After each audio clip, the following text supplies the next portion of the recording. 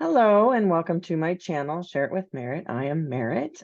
Today's topic is going to be about balance. And this is often talked about as a work-life balance. And I wanted to delve into that a little bit because that's something most of us kind of struggle to, I think, find here in our American culture of go, go, go, do, do, do. Never sit. There's always things to do. There's FOMO, there's so many things coming at us all the time. How do we find balance? And the first thing I wanted to talk about is that idea of a work-life balance, because I think even that we want to kind of pull that apart a little bit. And what I mean is that work is not something outside of your life, right? There isn't work and then there's life, right? And then the inference is that there's work and then there's personal, okay? And sure, there are some distinctions between what you do in your work life and what you do in your personal life, but there's really a lot of commonalities and similarities. And I think it's important to call those out. First of all, most work involves other people. And what does that mean? It means relationships, right? So you have relationships in your work life and you have relationships in your personal life, right? Um, Work is also often a very large part of our lives, right? It's a chunk of change in terms of how much time we spend doing, whether it's a career, a job, school, raising kids. Your home life can also be your job, essentially. It's work, right? No one's going to argue with that. And so where is this distinction, and how helpful is that distinction? And I'm not sure it is very helpful, because while you may have to put on a thicker mask when you're at work and around people that maybe you can't be quite as authentic with, because you just, you're there to do a job and a task and not necessarily have more personal interactions with people that you work with. Not always the case, but certainly often the case, right? Um, so there are different sort of roles that we play. But play, I'm glad I said that, because that's what I was getting to. Uh, you often hear, work versus play, that work is the opposite of play and play is the opposite of work. And I don't know how that ever got to be, but I think it does us all a disservice to think about the opposite of play being work. The opposite of play is actually anxiety and depression, right? If you're at play, a sense of playfulness, actually playing, or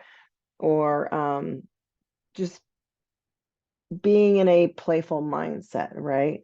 Uh, it's really hard to feel playful and feel anxious or sad at the same time, right? Because we can hold a lot of different feelings at the same time, but those tend to be really difficult to hold uh, at the same time.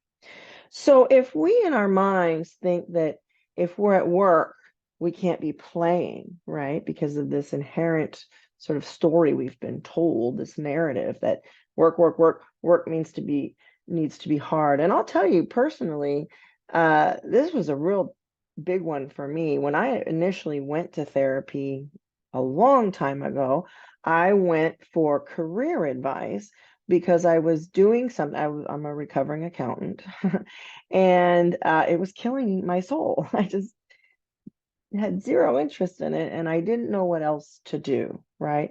And so what I learned in that process, aside from the fact that I had a whole lot of other issues that needed to be dealt with, I learned that I had this concept that work meant it had to be hard. That if I wasn't struggling and really kind of suffering, then it wasn't valuable. It wasn't real. It wasn't real work. And I don't know exactly where that came from, and it doesn't really matter. The point is, I was able to realize through my own process that not only should it not be hard and painful and suffering, right? If that's your job, get out, right? You know, what you want to be doing is something that does fulfill you and does make you feel good and playful or whatever you want to be feeling, right? Meaningful, purposeful. Um, and it's absolutely okay to play while you work, and I highly recommend it. And I'd like to see more of it. If we can create, I talked a little bit about this in my last series of videos on imposter syndrome, you know, that when we can create an environment, a work environment that's based, not necessarily based in, but has an element or component of playfulness, guess what happens? One of the most valuable things to come out of playfulness is creativity. And if you don't believe me, watch a bunch of kids, right? Watch a bunch of 5, 6, 8, 9 year olds playing and just watch how much creativity comes, right? You having a little tea party or playing with stuffed animals or trucks or whatever. There's a whole creative process that happens much more easily than when we are at in a place of play. So when you talk about work, you know, if your work is to be creative, right, and to come up with ideas, for example, then play should be a requirement. You know, if I was in charge, and I've heard some companies do this, you know, that they actually, you know, allow you to kind of just go sit in a room and play and brainstorm and create, right? Well, you know, if you're in a mindset of, well, this needs to be hard and I need to suffer and climb the ladder and, you know, step on toes or whatever it may be, you know, how creative can one be in an environment like that, right? So I just wanted to talk about that in this first video of a series that I'll be doing this month. Quick note, it is now over, I think we're in the 3 digits now in Vegas, so I'm back inside. So that's why the background here.